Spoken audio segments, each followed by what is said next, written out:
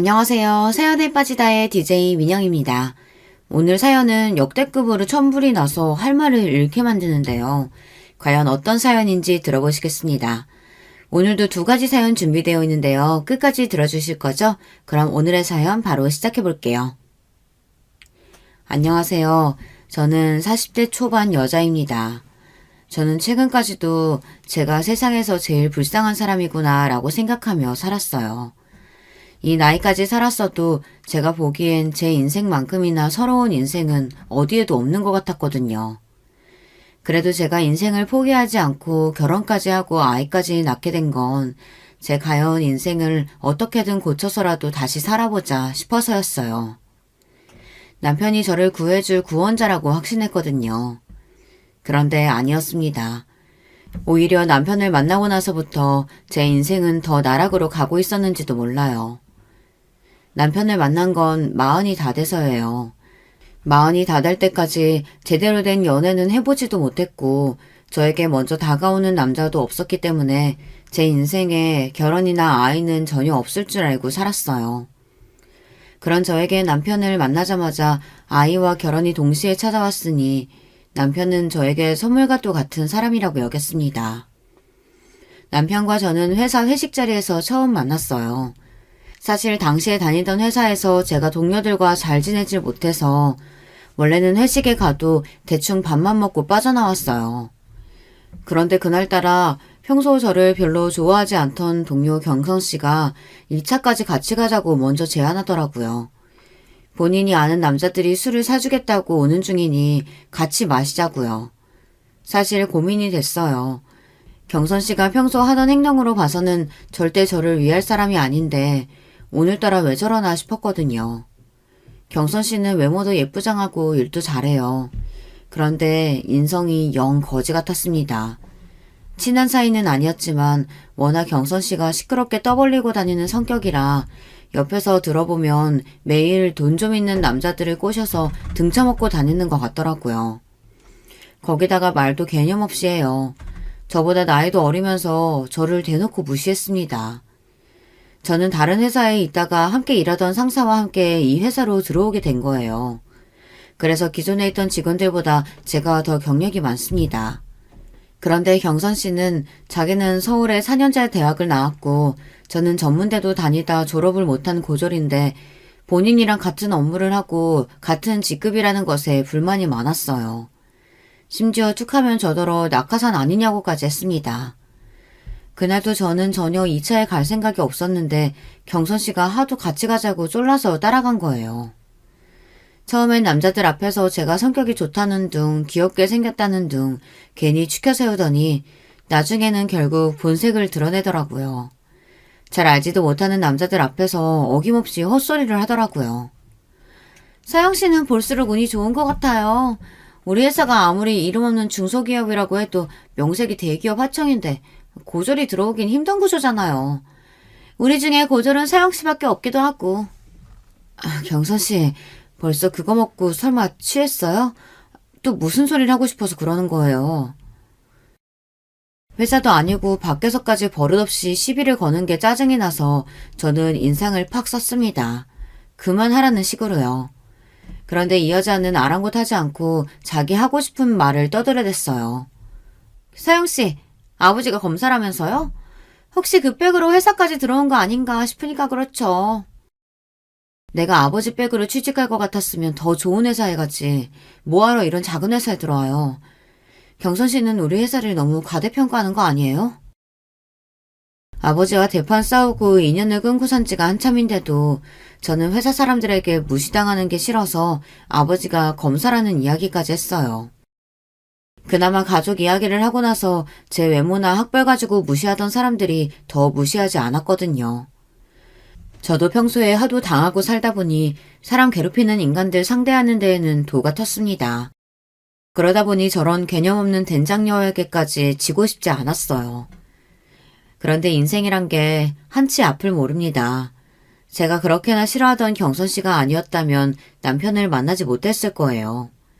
바로 그 개념 없는 경선 씨가 제 동서가 됐거든요. 남편이 경선 씨의 대학 선배였어요. 원래 평소에도 자주 만나서 같이 술을 마시고는 했대요. 그날도 남편 지인들이 여자를 소개해달라고 조르는 바람에 같이 모여서 술을 마시기로 한 거였더라고요. 안 봐도 뻔하죠. 원래도 남자들한테 매일 술 얻어먹고 다니는 게 일상인 경선 씨가 그런 좋은 기회를 놓칠 리가 없으니까요. 그런데 하필이면 그날 제 인생에도 신기한 일이 생겼어요. 그렇게 여자 직원들이 많은데도 남편은 처음부터 저에게 관심을 보였습니다. 술자리는 3차까지 이어졌어요. 술자리를 하다가 남자들이 우르르 담배를 피우러 나가자 경선 씨는 기다렸다는 듯 본인이 마음에 드는 남자 이름을 말하면서 그 남자는 자기가 찍었으니 넘볼 생각하지 말라고 으름장을 놓더군요. 그 남자가 바로 지금의 제 남편의 남동생이자 바로 시동생이에요. 술자리를 주선한 남편이 자기 동생까지 데리고 왔거든요. 경선 씨는 술자리 내내 시동생에게 들러붙어서 여우짓을 하더라고요. 물론 남자가 마음에 들면 그럴 수 있습니다. 그런데 경선 씨가 시동생에게 꽂힌 이유가 어이가 없었어요. 저 선배 학교 다니는 내내 공부도 못하고 거지같이 다니길래 전혀 몰랐었는데 글쎄 알고 보니까 집도 좀 살고 저 동생은 대기업 다닌다지 뭐예요? 저 동생 인물은 좀 없고 멍청해 보이긴 해도 대기업이면 좀 만나보는 것도 나쁘지 않겠죠? 오케이, 어장에 추가. 경선 씨가 진짜 개념 없는 거야 알고는 있었지만 남자들이 자리를 비우자 남자들 외모 평가는 물론이고 직장까지 운운하며 평가를 해대더군요. 마치 본인이 뭐라도 되는 것처럼요.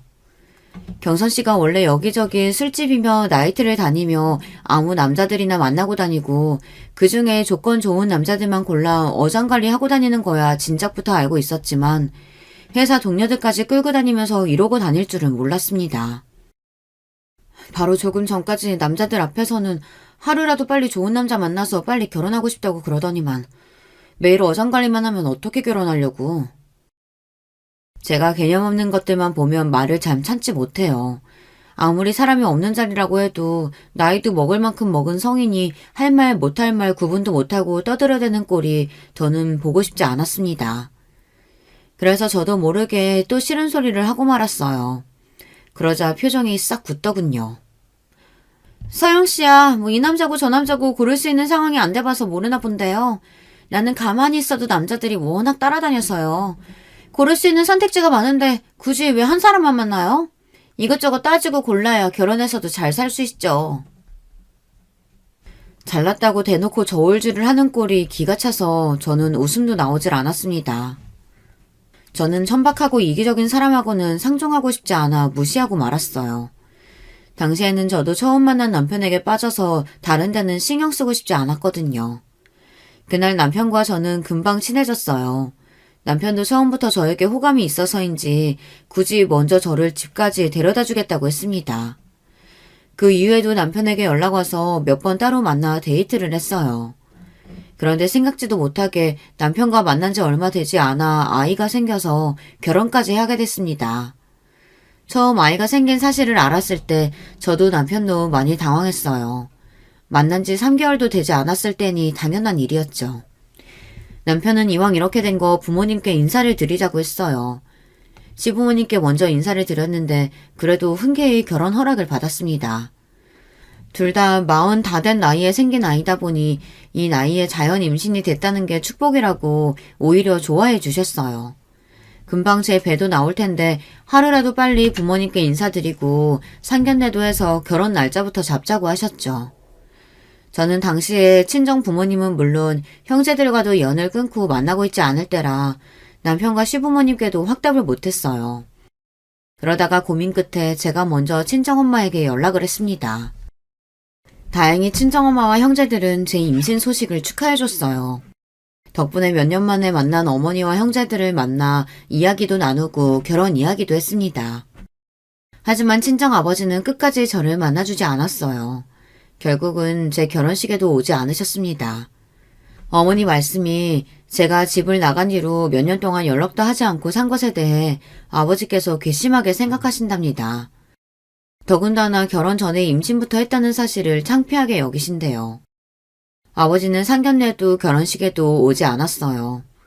그런 저의 상황을 남편도 시부모님도 이해하지 못했습니다. 저야 아버지를 누구보다 잘 알다 보니 사실 기대도 하지 않았어요. 하지만 서운한 건 할 수 없었어요. 아무리 자식이 잘못했더라도 자식이 임신하고 결혼한다는데 정말 전화 한 통을 안 하시더라고요. 제가 외모도 별로고 잘하는 것도 없었지만 무엇보다 가장 큰 단점은 자신감이 없다는 겁니다. 어릴 때부터 지금까지 저는 한 번도 제가 뭔가를 나서서 해본 적이 없었어요. 항상 남들 뒤에 숨어서 하는 척만 하며 살았죠. 그러다 보니 친구들도 직장 동료들도 저에게 하는 말이 다 똑같았어요. 왜 그렇게 스스로 깎아내리고 자신감이 없냐고요. 그런데 저는 그럴 수밖에 없는 인생을 살았습니다. 저와 가장 가까웠던 가족들에게조차 단 한 번도 평범한 사람으로 대우를 받은 적이 없었거든요. 저는 3남매 중 둘째예요. 위로 언니와 아래 남동생이 있습니다. 언니와 동생은 어릴 때부터 모든 면에서 뛰어나서 부모님의 자랑거리였어요. 언니는 머리도 좋고 공부도 잘하는데 얼굴까지 예뻐서 어디를 가나 주목을 받았습니다. 동생도 마찬가지예요. 동생은 저와 2살 차이인데 어릴 때부터 한글이나 구구단 같은 것들도 저보다 훨씬 더 빨리 뗄 정도로 똑똑했어요. 동생의 능력을 일찍이 알아본 부모님은 바로 영재원에 데리고 다니며 과학고에 진학시켰죠. 성인이 돼서도 형제들은 잘 나갔어요. 언니는 단번에 대형 로펌 변호사가 됐고 동생은 대기업 연구원으로 근무합니다. 반면에 저만 돌연변이었어요. 저는 키도 작고 몸도 뚱뚱해요. 거기다 잘하는 것도 거의 없어서 집안의 천덕꾸러기였죠. 대학도 이름도 없는 전문대를 다니다가 그마저도 적응을 못해서 그만뒀습니다. 어릴 때부터 아버지는 저만 보면 도대체 누굴 닮아 저러냐 하는 소리를 입에 달고 사셨어요. 제가 보기엔 겉모습은 아버지를 닮고 머리는 어머니를 닮은 건데 두 분 다 인정하지 않으셨죠. 제가 제 입으로 이런 말 하고 싶지는 않지만 제가 어릴 때부터 덩치도 크고 뚱뚱해서 초, 중, 고 내내 남자애들에게 놀림을 당했어요. 여자애들에게는 은근히 괴롭힘을 당하는 일도 많았고요. 학교에서뿐만이 아니라 가정에서도 매일 찬밥 신세다 보니 자연스레 자신감도 떨어지고 자격지심이 심했어요.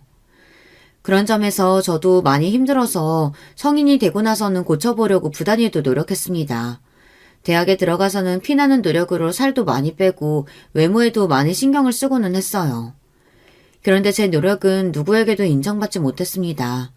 제가 아무리 노력해서 살을 빼고 열심히 살아도 부모님 눈에는 그냥 머리 나쁘고 못생긴 딸이었어요. 하루는 저도 대학생이 됐으니 친구들도 사귀고 싶고 연애도 하고 싶어서 다른 학교 학생들과 미팅을 잡아서 나가려고 준비를 하고 있었습니다. 그런데 그 모습을 본 아버지께서 다짜고짜 미팅은 무슨 미팅이냐고 소리를 지르셨습니다. 너 괜히 미팅이니 뭐니 한다고 나가서 망신당하지 말고 집에서 공부나 해. 네가 앞으로 남자도 만나고 시집도 가려면 능력이라도 있어야 누가 데려가지. 지금 그 꼴로는 시집이 아니라 남자 근처에도 못 간다. 그 옷은 아무리 봐도 너랑 안 어울려. 네 언니면 몰라도. 그렇게 미팅에 나가고 싶거든. 앞으로 10kg는 더 빼고 나가라. 나 지난 1년 동안 눈물 콧물 다 빼면서 10kg 뺀 거야. 그 오심도치도 자기 자식은 예쁘다고 한다는데 엄마 아빠는 나한테만 너무한 거 아니야? 잘난 형제들 사이에서 비교적 제가 많이 부족하다는 거야 저도 잘 알지만 부모님께서 언니나 동생을 대하는 거랑 저를 대하는 게 너무 차이가 나다 보니 저는 언젠가부터 부모님과 대화하는 게 힘들었어요. 안 그래도 학교 생활도 항상 힘들었는데 집에서마저 기댈 곳이 없으니 절로 우울증이 생기더라고요. 부모님과 연을 끊고 살게 된 것도 우울증 때문이에요. 부모님의 차별과 저의 자격지심이 심해질수록 학교도 집도 너무 견디기 힘들어서 가까운 사람일수록 만나기 너무 더 힘들더라고요. 아무도 저에게 뭐라고 하지 않는데도 사람들을 만날 때마다 저를 보고 못생겼다, 뚱뚱하다, 게을러서 저렇게 뚱뚱한 거다, 저렇게 많이 먹으니까 뚱뚱한 거다, 이런 식으로 말하는 것처럼 들렸어요. 특히나 남자 동기나 선배들과 함께 있는 자리에서는 더 힘들었어요. 다들 저를 싫어하고 미워하는 것처럼 느껴졌었거든요. 당시 제가 정신적으로 많이 힘들어하고 있다는 걸 스스로 느끼면서도 우울증이나 정신의학과에 대한 인식이 좋지 않을 때다 보니 병원에 가서 치료를 받는 건 꿈도 못 꿨어요. 결국은 학교 생활을 하는 게 너무 힘들어져서 저는 부모님께 대학을 그만두겠다고 했습니다. 조금만 쉬다가 취직해서 일을 하겠다고 했어요. 제 말에 부모님은 말도 안 되는 일이라고 노발대발 하셨어요. 거지 같은 학교라도 대학 졸업장이라도 있어야지 사람 구실하고 살 수 있는 거라면서 끝까지 반대했습니다. 저는 제 마음대로 학교에 휴학계를 제출했어요. 사람을 만나는 것 자체가 너무 괴로운데 공부를 어떻게 할 수가 있겠어요. 그런데 제 휴학 사실을 알게 된 부모님은 저를 아무짝에도 소용없는 패배자 취급을 했습니다. 내가 그렇게 알아듣게 말했는데도 네가 멋대로 휴학을 해? 꼴랑 2년 전문대 다니는 것도 못하는 게 도대체 뭘 어떻게 살겠다는 거야? 평생 나한테 빌붙어서 살기라도 하겠다는 거야? 아빠가 뭘 걱정하시는지는 아는데 제가 정말 너무 많이 힘들어서 그래요. 아무래도 우울증 같은데 휴학하고 쉬면서 치료받아야 될 것 같아요. 제가 아무리 성인이라도 이제 갓 20살이 넘었는데 뭘 알겠어요. 저도 부모님께 도움을 받고 싶어서 고민 끝에 조심스레 말씀드렸습니다. 그런데 제 말에 아버지는 미간을 구겼어요. 뭐? 우울증? 너처럼 걱정 없이 세상 편하게 사는 게 무슨 우울증이야? 아주 복에 겨운 소리를 하고 있네. 괜히 공부하기 싫다고 나약한 소리 말고 당장 내일 가서 휴학 안 한다고 다시 이야기하고 와. 안 그러면 이 집에서도 당장 쫓아낼 테니까 그런 줄 알아. 지금은 네가 아직 어려서 아버지 말이 야박하게 들릴지 몰라도 결국은 아버지 말이 다 맞아. 더군다나 네 나이에 정신병원 다닌 기록이라도 남으면 앞으로 취직은 어떻게 하고 시집은 어떻게 가니? 부모님 말씀에 저는 너무 서러워서 눈물이 왈칵 쏟아졌어요. 그리고 지난날 있었던 일들이 파노라마처럼 지나가면서 서러움이 몰려왔습니다. 아빠 엄마가 나에 대해서 뭘 한다고 그래? 나 초중고 내내 애들한테 매일 놀림당하고 따돌림 당했어. 그동안 내가 혼자 얼마나 힘들었는지 알아요? 네가 따돌림 당한 게 우리 탓이라는 거야 뭐야? 그러게 진작에 살도 좀 빼고 공부도 하지 그랬어. 네 언니랑 동생 좀 봐라. 예쁘고 뭐든 잘하니까 친구들이 알아서 따르고 학교 생활도 잘만 하잖아. 어이구, 도대체 누굴 닮아서 저렇게 한심한 소리만 해대는지. 그날 저는 태어나 처음으로 제가 부모님의 딸이라는 사실이 너무 싫었어요. 그리고 마음을 굳게 먹었습니다. 무슨 짓을 해서든 이 집을 떠나겠다고요. 저는 마음먹은 대로 해냈습니다. 휴학하자마자 악착같이 일자리를 구했어요. 그리고 1년 동안 월급을 차곡차곡 모아 집을 나왔습니다. 고작 보증금 2천짜리 반지하 월세였지만 제가 스스로 해냈다는 것이 기뻤어요. 그리고 저는 집을 나온 이후 서서히 부모님과 거리를 두기 시작했어요. 그리고는 몇 년 뒤 아예 인연을 끊어버렸습니다. 물론 부모님이 보고 싶고 그리웠던 적도 있었어요. 하지만 저를 위해서라면 그 편이 더 나을 거라고 여겼습니다. 집을 나와 살면서 가장 먼저 한 건 정신의학과에 다니기 시작한 거예요. 아마 부모님과 살았다면 절대 못했을 일이었죠. 당시에 제가 다녔던 직장은 유명하고 큰 회사는 아니었지만 가족 같은 분위기였어요. 저의 진짜 가족과는 전혀 다른 분위기였죠. 제가 우울증이 있다는 사실을 알고도 저를 위해 많이 배려해줬어요.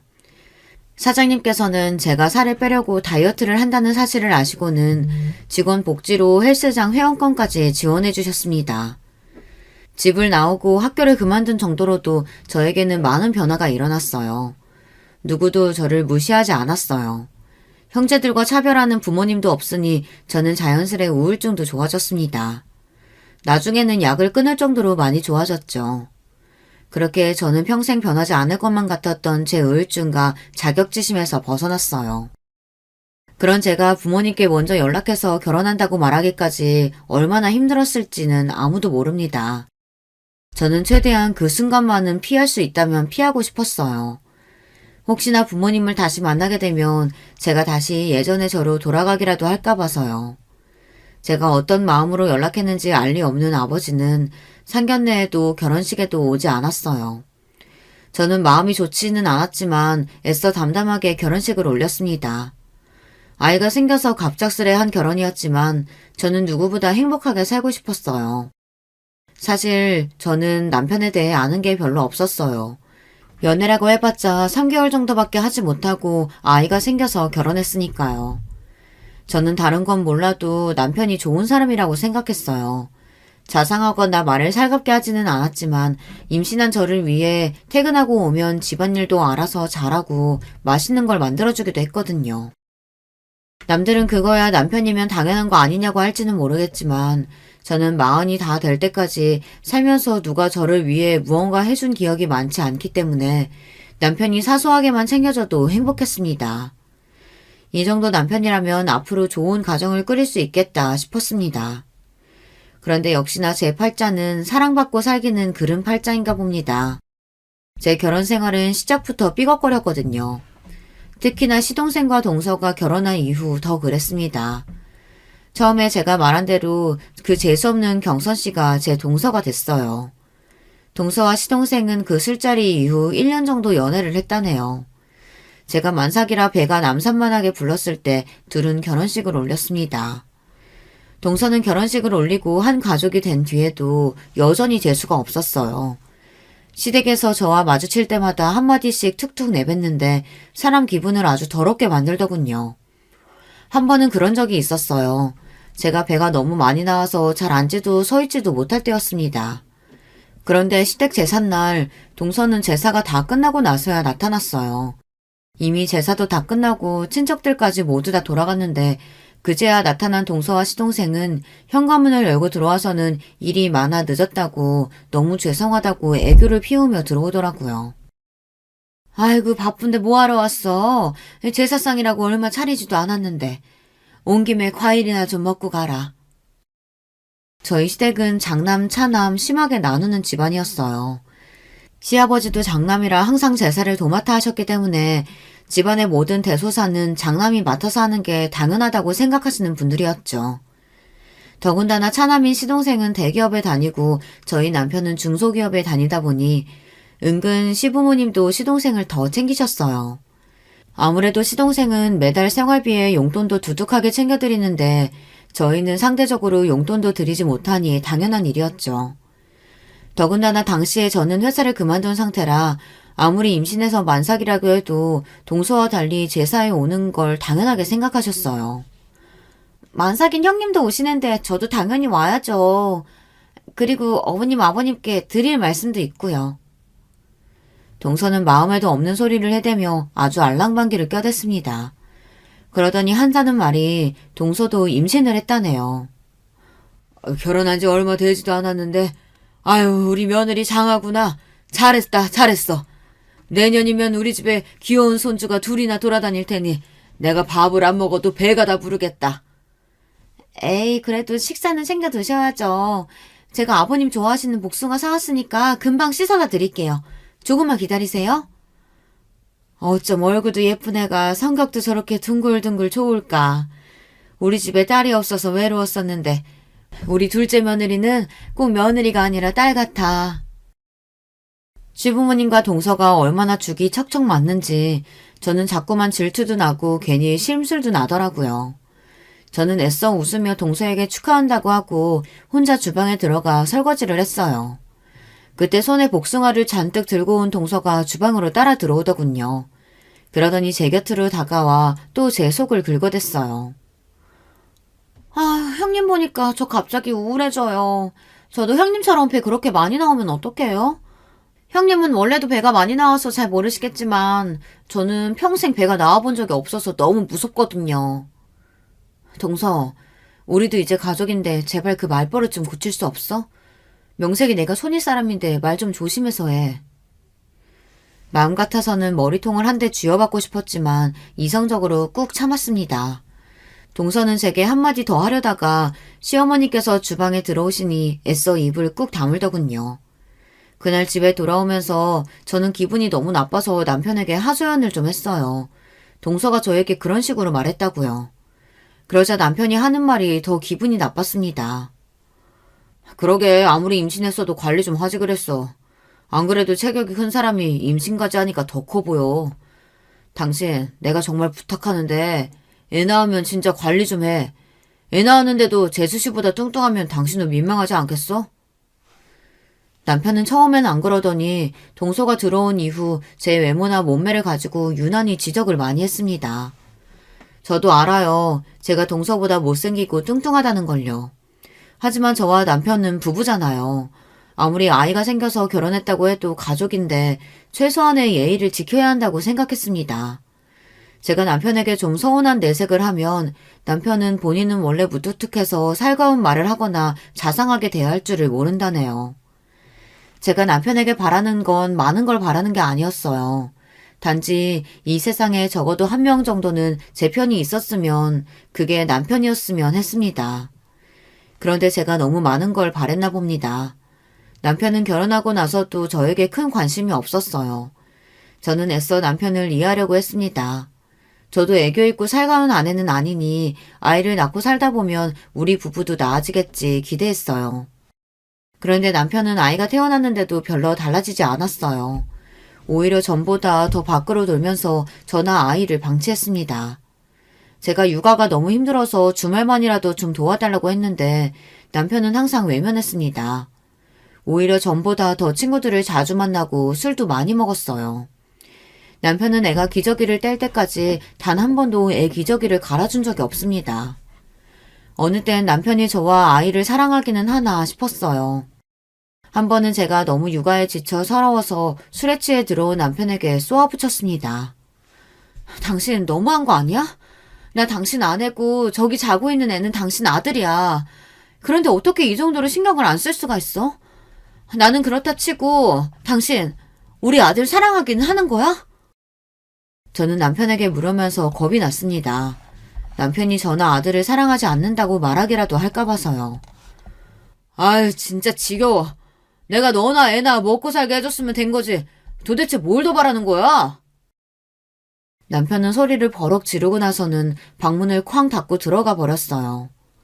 그리고는 평소처럼 저와 아들에게 무신경한 채 지냈습니다. 그 순간 알겠더라고요. 남편이 저를 사랑해서 결혼하지 않았다는 걸요.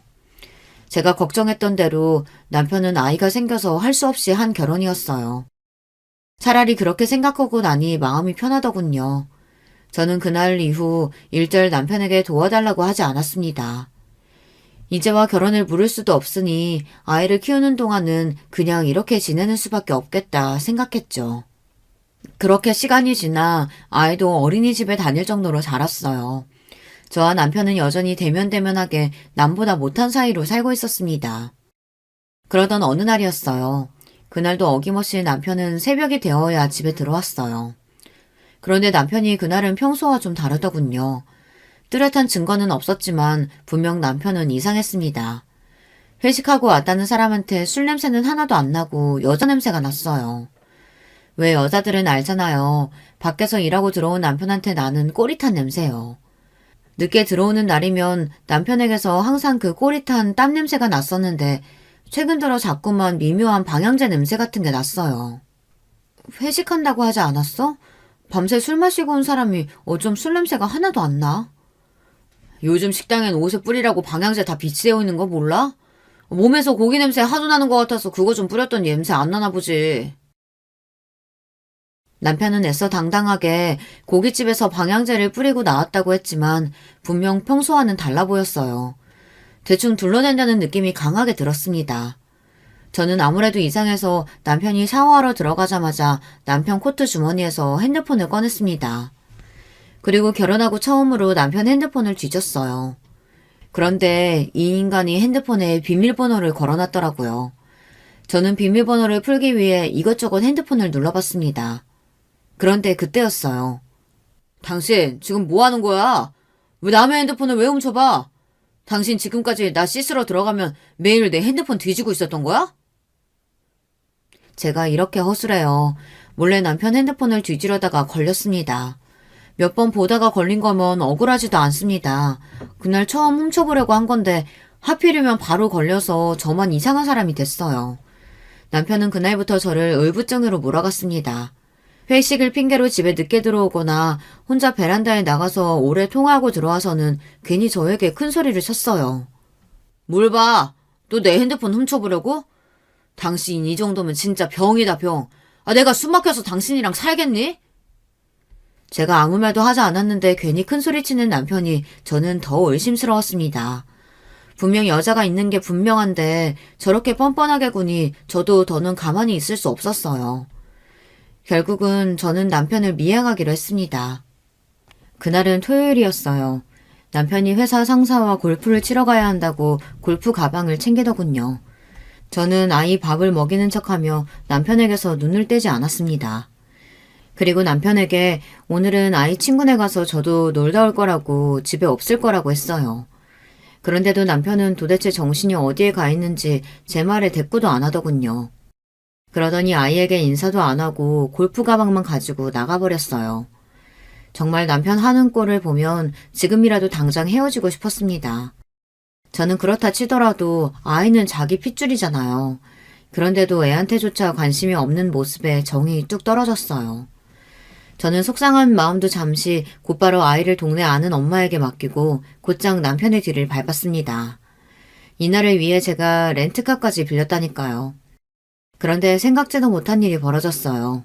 남편 차가 집을 빠져나와 익숙한 동네로 들어서더니 시동생네 아파트 단지로 들어가더군요. 저는 곧장 차를 돌려 아파트 출구 쪽으로 가서 남편 차가 나오기만을 기다렸어요. 저는 혼자 별의별 생각을 다 했습니다. 도대체 남편이 주말에 시동네 아파트는 왜 온 건가 싶어서요. 그리고 일말에 기대를 했습니다. 이대로 남편 차가 경기도에 있는 골프장으로 향하기만을 바랬습니다. 그런데 남편의 차는 괜히 동네를 몇 바퀴 더 돌았어요. 그러더니 차차 본색을 드러내더군요. 대낮부터 모텔이 즐비한 모텔촌으로 차를 옮겼어요. 저는 남편의 차를 뒤쫓을수록 더 의문만 생겼습니다. 집을 나와 들린 곳이라고는 시동생네 집밖에 없는데 뜬금없이 모텔이라뇨. 그 순간 제 머리에 번뜩이는 생각이 들었습니다. 옳거니 상간녀년이 먼저 모텔에서 기다리는가 보다 싶었죠. 역시나 제 예상이 맞았습니다. 남편은 모텔에 가 근처를 빙빙 돌더니만 결국은 모텔 주차장으로 들어갔어요. 제 입에서는 절로 쌍욕이 튀어나왔습니다. 저는 애써 벌벌 떨리는 가슴을 부여잡으며 남편 차가 들어간 모텔 주차장으로 따라 들어갔습니다. 그런데 잠시 뒤 저는 충격적인 모습을 목격하고 말았어요. 글쎄 남편 차 조수석에서 내린 건 다름 아닌 동서였습니다. 저의 전 직장 동료이자 시동생의 아내인 동서 말이죠. 저는 순간 이건 뭐가 잘못돼도 한참 잘못됐다 싶었는데 잠시 뒤 차에서 내린 동서가 촐랑거리며 남편에게 다가가 팔짱을 끼는 모습을 보니 제 눈이 휙 돌더군요. 그 순간 저는 곧바로 차에서 내려 두 연놈에게 달려들었습니다. 그러고는 곧장 동서 머리채부터 잡아챘어요. 이 연놈들이 미쳤나? 여기가 어디라고 둘이 팔짱을 끼고 들어와? 그 순간 저는 눈에 뵈는 게 아무것도 없었어요. 오로지 지금 내 눈앞에 보이는 이 연놈들을 죽일 생각밖에 없었습니다. 자기야, 이 여자 지금 뭐 하는 거야? 빨리 떼줘.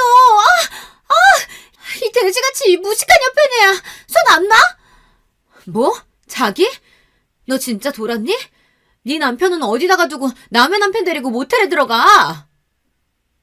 저는 동서 머리채를 잡은 손에 힘을 세게 주고는 마구 흔들어댔습니다. 그때였어요. 제 남편이자 제 아들의 아버지인 인간이 제가 동서 머리채를 흔드는 사이 세상에서 가장 찌질한 모습으로 도망치더니 차를 가지고 순식간에 도망쳐버렸어요. 저와 동서년을 모텔 주차장에 그대로 둔 채 말이죠. 순간 저는 물론이고 동서년까지 기가 차서 정신없이 모텔 주차장을 벗어나는 남편의 차 뒤에다 대고 소리를 질렀습니다. 정말 지금 생각해도 너무 기가 차고 어이가 없어요. 세상에 병신도 저런 병신이 있나 싶어서요. 그제야 제 손에서 벗어난 동서년이 적반하장인지 제 어깨를 밀어내며 지금 뭐 하는 거냐고 오히려 대묻더군요. 저는 순간 황당해서 절로 웃음이 튀어나왔어요. 그 상황이 너무 기가 차서요. 너야말로 내 남편이랑 여기 뭐하러 왔는데? 거짓말할 생각 말고 똑똑히 말해. 안 그러면 지금 당장 네 남편까지 부를 테니까. 남편이 모텔을 벗어난 지 좀 됐는데도 저는 혼란스러운 마음이 좀처럼 나아지질 않았어요. 제 눈앞에 벌어진 이 상황을 어떻게 정리해야 할지 가늠조차 되질 않았죠. 그런데 그때였습니다. 갑자기 표정이 변한 동서가 말을 바꾸기 시작했어요. 어머 형님, 도대체 여기가 어딘데 저를 데리고 오신 거예요? 도무지 여기가 어딘지 모르겠네요. 동서는 갑자기 저더러 형님이라고 부르더니 여기에 왜 온 거냐며 발연기를 했습니다. 저야말로 어이가 없어서 멍하니 동서 얼굴을 노려봤어요. 그러자 다시 순식간에 얼굴이 변한 동서가 제게 바짝 다가오더니 욕을 퍼붓기 시작하더군요. 아씨, 대충 넘어가라고 했더니 네가 뭘 잘났다고 꼬나봐. 너 지금 뭔가 단단히 착각했나 본데 네 남편도 홀라당 튀어버린 마당에 내가 여길 네 남편이랑 왔다는 증거가 있어? 도대체 무슨 증거가 있다고 지랄이야. 동서녀는 사악한 표정으로 뻔뻔하게 굴었어요. 그러면서 오히려 저더러 증거도 없으면서 사람을 몰아간다고 억울한 신용을 했어요. 저는 이미 너무 혼란스러워서 무슨 말을 해야 할지 몰랐습니다. 남편과 동서가 있는 모습을 보니 화가 나서 다짜고짜 머리끄댕이부터 잡기는 했지만 동서년 말대로 증거가 필요했어요.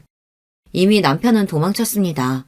자기는 이 모텔에 온 적도 없고 왔다고 해도 동서와 온 적이 없다고 잡았다면 제가 이 두 년놈들의 불륜 사실을 입증할 방법이 없어요. 더군다나 제스 씨와 아주버님이 불륜이라는 사실을 어느 누가 믿겠어요. 제가 혼란스러워하고 있다는 사실을 금방 눈치챈 동서가 슬쩍 미소를 지어 보이더니 저에게 다가왔습니다. 아, 우리 형님 많이 놀랐나 보다. 그러게 여기까지 찾아왔어요. 그냥 평소처럼 눈치 없는 여편으로 살 것이지. 도대체 언제부터야? 언제부터 둘이 이런 더러운 짓 하고 다닌 거냐고? 뭐래? 내가 형님 이렇게 불러주고 용석이 오빠랑 애 좀 낳고 몇 년 살았다고 형님이 진짜 용석이 오빠 마누라라도 되는 줄 알아? 오빠는 형님 좋아한 적 없어요. 나 질투하게 하려고 하다가 실수로 애 생겨서 어쩔 수 없이 형님이랑 결혼한 거라고요. 순간 저는 제 두 귀를 의심했습니다. 재수없는 상간녀년이 일부러 저를 도발하려고 하는 소리라고밖에 생각할 수 없었죠. 그때 술자리에서 용석이 오빠가 정말 형님이 마음에 들어서 집까지 데려다 주겠다고 따라간 줄 아는 거예요? 아, 착각도 유분수가 있지. 어떤 남자가 형님처럼 못생기고 뚱뚱한 여자를 좋아해. 용석이 오빠가 원래 전부터 나 좋다고 따라다녔었는데 내가 안 받아주니까 그날도 심술나서 아무 여자한테나 관심 있는 척 한 거예요. 더러운 년이 뭘 잘했다고 아무 말이나 짓거리고 있어. 닥쳐! 난 네 말 안 믿으니까. 직장 생활할 때부터 경선이 인연이 하는 더러운 꼴은 많이 봤습니다. 인연 입에서 나오는 소리가 사실일 리 없어요. 내가 이미 볼 꼴 못 볼 꼴 다 들킨 마당에 뭐하러 거짓말하겠어요. 그리고 용석이 오빠가 그러더라고요. 사실 형님네 친정아버지가 검사라는 소리에 솔깃해서 좀 꼬셔볼까 했던 거라고. 그러니까 형님은 나 아니었으면 용석이 오빠랑은 결혼 못했다니까요. 정말이지 손이 떨리고 머리가 다 지끈거렸습니다. 물론 남편과 제가 대단한 사랑을 해서 결혼을 한 건 아니었지만 그래도 이 정도로 최악인 줄은 몰랐어요. 남편은 처음부터 저한테 관심이 있었던 게 아니라네요. 남편이 대학 때부터 동서를 좋아서 따라다녔대요. 근데 대학교를 졸업하고 나서도 동서가 남편한테 매일 간만 보고 어장관리만 한 거죠. 그런 동서 때문에 마음이 조급했던 남편은 동서가 부르면 어디든 갔답니다. 그래서 그때도 회사 2차 회식 자리에 부르자마자 달려왔던 거고요. 그러나 여전히 본인에게는 관심이 없고 친구들에게까지 끼를 부리는 동서가 미워 잔뜩 화가 나 있었는데 그때 마침 동서와 별로 사이가 좋아 보이지 않았던 제가 눈에 띈 겁니다. 그래서 일부러 저한테 들이댄 거라네요. 더군다나 저희 친정아버지가 검사라는데 솔깃하기도 했고요. 그때 상황이야 어쨌든 이제는 둘 다 결혼했으면 잘 살았어야지. 어떻게 이런 더러운 짓거리를 할 수가 있어? 저는 더 듣고 싶지 않았습니다. 지난날의 일들도 끔찍하고 싫었지만 지금 당장 저에게는 눈에 넣어도 아프지 않을 아들이 있어요. 제 감정만 앞세우고 모든 일을 엉망으로 만들 수는 없었습니다. 더러운 짓인지 사랑인지 시간이 지나봐야 알죠. 나는 남편이랑 곧 이혼해요. 우린 결혼했을 때부터 둘이 안 맞아서 내내 싸우기만 하느라 제대로 산 날도 며칠 안 되거든요. 그 인간이랑 이혼하고 용석이 오빠랑 살 거예요. 그러니까 이왕 미리 알게 된 거 형님도 하루빨리 정리하고 그 집에서 아들 데리고 나가세요. 괜히 버티고 있다가 낙동갈 오리알 되지 마시고. 경선이 전혀 머리털을 쉽게 놓아주는 게 아니었습니다. 아까 잡았을 때 그냥 그대로 다 뽑아버려야 했어요. 그랬으면 뚫린 입이라고 저렇게 함부로 짓거리지는 못했을 테니까요. 세상에 저 같은 일을 당한 사람이 설마 또 있을까요? 동선녀는 자기 할 말만 퍼부은 채 도망갔어요. 저는 잠깐 사이 벌어진 끔찍한 상황에 어안이 벙벙해서 그 자리에서 꼼짝도 할 수가 없었습니다. 아들을 맡긴 동네 엄마에게 전화가 와서 저는 그제야 정신을 차리고 아이를 데리러 갔어요. 아들을 찾아서도 저는 집에 돌아가고 싶지 않았습니다. 남편이라는 거지 같은 인간이 그 집에 있는지 알 수는 없었지만 다시는 그 집에 들어가고 싶지 않았어요. 저는 아들을 렌터카에 태운 채로 갈 곳도 없으면서 여기저기 몇 시간을 뺑뺑 돌다가 아이가 잠든 걸 확인하고는 그제야 차를 갓길에 세웠습니다. 그러고는 혼자 핸들에 얼굴을 묻고 울었어요. 저 자신이 너무 불쌍하고 초라해서요. 그리고 차라리 남편 뒤를 미행하지 말걸, 이런 멍청한 생각까지 들었습니다. 남편과 동서의 사이를 모른 채 살았다면 오히려 이렇게 가슴이 아프지는 않았을 테니까요. 드디어 내 인생이 바닥을 쳤다 싶었던 바로 그 순간 왜인지 아버지의 얼굴이 떠올랐습니다. 제가 아는 사람 중 세상에서 제일 똑똑한 사람이 바로 아버지였으니까요. 저는 10년 만에 무슨 용기가 났는지 곧바로 아버지에게 전화를 걸었습니다. 그리고 잠시 뒤 믿기지 않는 일이 벌어졌어요. 10년 만에 아버지께서 제 전화를 받았습니다. 저는 아버지에게 무슨 말이라도 해야 할 것 같았지만 할 말은 아무것도 떠오르지 않고 눈물만 자꾸만 차올랐습니다. 아빠, 제발 전화 끊지 마세요. 사실 나 지금 죽고 싶을 만큼 힘들어서 정말 너무 힘들어서 아빠한테 전화한 거예요. 제발 나 좀 도와줘요. 정말 이러다가 죽어버릴지도 모르겠다 싶은 마음이 드니 저도 모르게 울분이 차올라 애원하던 말이 튀어나오더군요. 아버지는 그제야 무슨 일이냐고 결혼해서 잘 사는 거 아니냐고 물었습니다. 저는 10년 만에 듣게 된 아버지의 목소리에 순간 너무 서러워서 아이처럼 펑펑 울며 두서없이 제게 일어난 일들을 이야기했어요. 그리고 잠시 뒤 아버지는 저와 아들을 데리러 와주셨어요. 저는 그 길로 아버지를 따라 친정에 갔습니다. 지금부터 아버지 말 잘 들어. 아버지, 바로 몇 년 전에 부장 검사로 퇴직한 거 알지? 더군다나 네 언니는 대한민국에서 제일 유명한 로펌 변호사야. 아버지가 다 알아서 해결할 테니까 너는 아버지가 시키는 대로만 해. 그 순간부터 저는 아버지의 말대로 하기로 했습니다. 제가 아들을 데리고 나왔는데도 남편은 며칠 동안 아예 연락이 없었어요. 인간이 맞나 싶더군요. 본인이 저에게 저지른 짓이 있는데 연락조차 하지 않는다는 게 더 끔찍하게 싫었어요.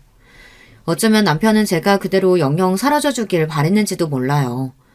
그로부터 딱 일주일이 지난 뒤 남편에게 연락이 오더군요. 딱 제가 준비한 고소장이 도착했을 거예요. 야비한 인간은 역시 달랐습니다. 아내랑 아이가 하루아침에 사라졌는데 전화도 한 통 없더니만 고소장을 받고 나서야 저에게 전화를 한 거죠. 저는 남편의 전화를 일절 받지 않았습니다. 그리고 며칠 뒤 시댁 제사에 참석했어요. 시댁은 1년에 명절 포함 4번 정도 제사가 있거든요. 그날만큼은 시아버지가 장남이시라 시아버지 형제분들이 다 시댁에 모여요. 저와 지난 한 달 동안 연락이 안 됐으니 남편과 시댁 식구들은 저를 보자마자 다들 놀란 눈을 했습니다. 남편과 동서는 저를 보자마자 할 말이 많은지 어떻게든 말할 기회를 엿보고 있었지만 저는 그런 남편과 동서의 시선을 무시했어요. 이런 상황을 알 리 없는 시어머니는 저에게 어쩜 한 달 동안이나 연락도 안 하냐고 볼멘 소리를 했어요. 역시나 예상대로 남편은 제가 집에 안 들어가고 있다는 이야기도 아직 안 했나 보더라고요. 거기다가 가소로운 동서녀는 저를 보자마자 아무 일 없었다는 듯 웃었어요. 그러고는 한다는 소리가 기가 막혔습니다. 어머님, 부부싸움 안 하는 부부가 어디 있어요. 형님이랑 아주버님도 좀 다투셨나 보죠. 저는 이해해요, 형님. 뻔뻔한 것도 능력이라면 능력이에요. 제가 보낸 고소장을 분명히 받았을 텐데 저렇게 태연하게 굴더라고요. 저는 그런 동서가 안 입고 와서 저도 똑같이 깔깔 소리 내며 웃어줬어요. 그치? 동서야말로 나를 제일 잘 이해하겠지. 아참, 그래서 동서는 서방님이랑 언제 이혼하는데? 저는 동서에게 언제 이혼할 거냐고 대놓고 물었습니다. 그러자 동서 얼굴이 금방이라도 터질 것처럼 빨개지더군요. 그리고 제사상을 준비하던 시댁의 다른 식구들마저 모두 거실로 나왔어요. 그러자 동서는 물론이고 시부모님까지 당황해 저에게 무슨 소리를 하는 거냐고 화를 내시더군요. 어머, 이 형님이 지금 무슨 소리를 하는 거야?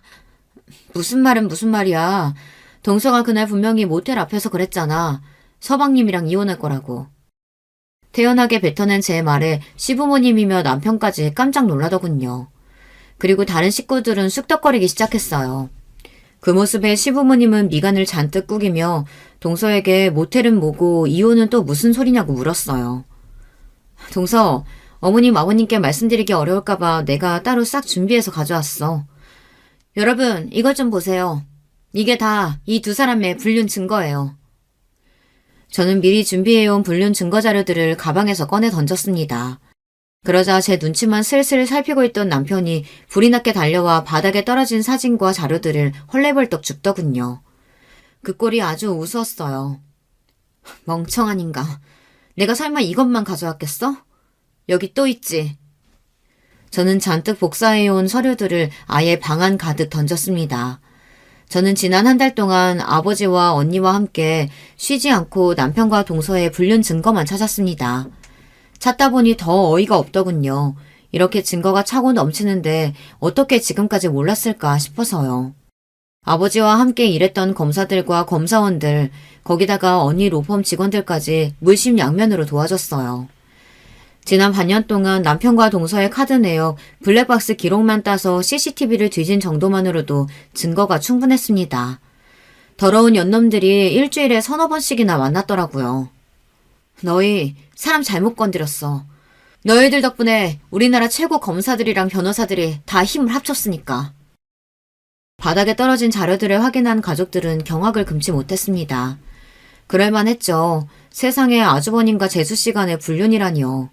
이건 사람과 전쟁에서도 나올까 말까한 막장 중에 개막장이었어요. 여보, 그만해. 우리 아들도 생각해야지. 수근거리는 가족들 사이로 제게 다가온 남편이 귀에 대고 조용히 속삭이더군요. 이제와 저더러 우리 아들 생각을 하라네요. 양아치 같은 인간이 그제야 아들 생각이 나나 보더군요. 개 같은 새끼. 바람 피울 때는 네 새끼 생각은 눈꼽만큼도 안 하더니만 이제 와서 뭐? 아들을 생각해? 웃기는 소리 하고 있네. 나한테 절대 합의는 없으니까 그런 줄 알아. 인연이 감히 내 인상에 똥을 뿌려? 너 내가 가만히 안 둘 거야. 너 이리 와! 동서녀는 이제 아예 다 끝났다고 생각하는지 저에게 달려들어 머리꺼댕이를 잡으려고 했습니다. 저도 이때다 싶어 아주 동서녀 머리털을 다 뽑아버릴 작정이었죠. 그런데 그때였습니다. 시댁 문이 벌컥 열리더니 시동생이 들어왔어요. 그리고 새로운 반전이 일어났어요. 이경선, 이년 어딨어? 그 점잖은 시동생이 동서녀 욕까지 하며 들어왔습니다. 그리고 새로운 서류를 바닥에 던졌어요. 그건 바로 다름 아닌 유전자 검사 서류였어요. 그리고 그 서류에는 더 쇼킹한 내용이 적혀 있었습니다. 와, 세상에. 어떻게 너 같은 년을 만나서 형수한테 듣고 수진이가 내 딸이 아닐 수도 있겠다 생각했었는데 내 딸이 아니더라. 거기다가 형 애도 아니고. 도대체 수진이는 누구예요? 그 순간 시댁에 있던 모든 사람들은 다들 입을 쩍 벌리고 동서에게 손가락질을 하기 시작했어요. 그런데 그때였어요. 어느 때보다 흥분한 남편이 성큼성큼 걸어와 동서 뺨을 갈겼습니다. 뭐야. 너 나 말고 남자가 또 있었던 거야? 아이고, 이게 다 무슨 일이냐? 시댁은 말 그대로 초토화가 돼버렸습니다. 남편이라는 작자는 동서에게 진심이었나 봅니다. 다른 그 어떤 거보다 동서에게 남편과 시동생 말고도 또 다른 남자가 있었다는 게 더 쇼킹했나 봅니다. 그 순간 시동생은 남편에게 달려들어 먹살을 잡았고 그 모습에 시어머니는 뒷목을 잡고 바닥에 쓰러지셨습니다. 시아버지는 그런 시어머니를 부축하고요. 저는 고개를 저으며 그 길로 시댁을 나왔습니다. 시댁에서 제가 할 일은 끝난 것 같아서요. 그날 모텔 앞에서 남편과 동서를 보고 친정에 오자마자 저는 시동생에게 연락을 했어요. 그리고 제가 본 광경에 대해 다 이야기했습니다. 동서 말이 맞기는 하더군요. 안 그래도 시동생도 동서와 이혼할 생각이었대요. 시동생도 동서가 딴짓하고 다니는 것 같아 뒤를 좀 캤는데 영 증거를 못 찾았다고 하더군요. 더군다나 애도 잘 돌보지 않고 사치만 부리는 게 진작부터 맞지 않아 매일 싸웠답니다. 그러던 중 제 이야기를 들었으니 시동생도 곧바로 유전자 검사를 하겠다고 했어요. 시동생은 조카가 남편 아이일지도 모른다고 생각했습니다. 그런데 시동생도 남편도 친아버지가 아니라고 나왔으니 더 절망이었죠. 저는 정말 입에 담기도 힘들 정도로 치욕스러운 일을 당했습니다. 더러운 인간 둘 때문에 많은 사람이 상처를 받았죠. 저는 며칠 전 이혼 확정을 받았어요. 하지만 아직 이혼 소송 중입니다. 물론 불륜 사실은 인정됐지만 위자료 소송이 아직 진행 중이거든요. 저를 담당하는 저희 언니가 제가 받을 수 있는 최고 위자료를 두 연념들에게 청구해서 소송이 좀 길어지고 있습니다. 저는 시일이 얼마나 걸리던 끝까지 싸워서 제가 원하는 만큼 다 받아낼 거예요. 이런 저에게 응원의 메시지 댓글로 많이 달아주세요. 여러분의 응원 댓글은 저에게 많은 힘이 될 것 같습니다. 들으시면서도 세상에 무슨 이런 거지 같은 일이 다 있을까 에너지 소비하면서도 끝까지 제 이야기 들어주셔서 감사합니다. 여러분의 가정에는 언제나 평화로운 일만 가득하시길 바랄게요. 여러분, 두 번째 사연 시작하기 전에 좋아요, 구독 꼭 눌러주실 거죠? 그럼 두 번째 사연 바로 시작합니다. 안녕하세요. 저는 언제 이렇게 나이가 먹었나 싶은 70대 중반 사람입니다.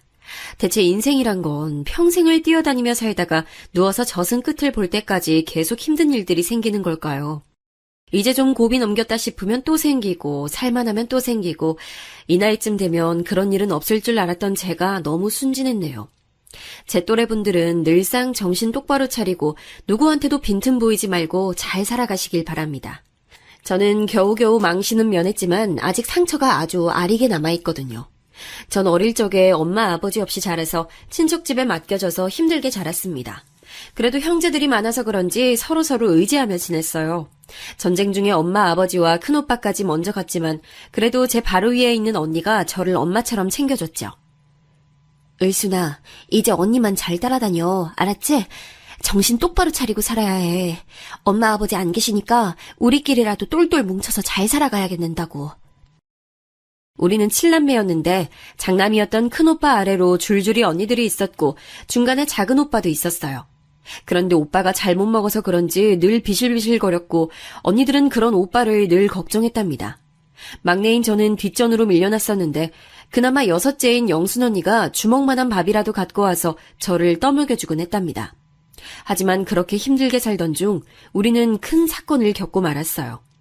이때 우리는 어촌에 살고 있었는데 그 당시 일은 70대가 된 지금도 아주 선명하게 기억이 납니다.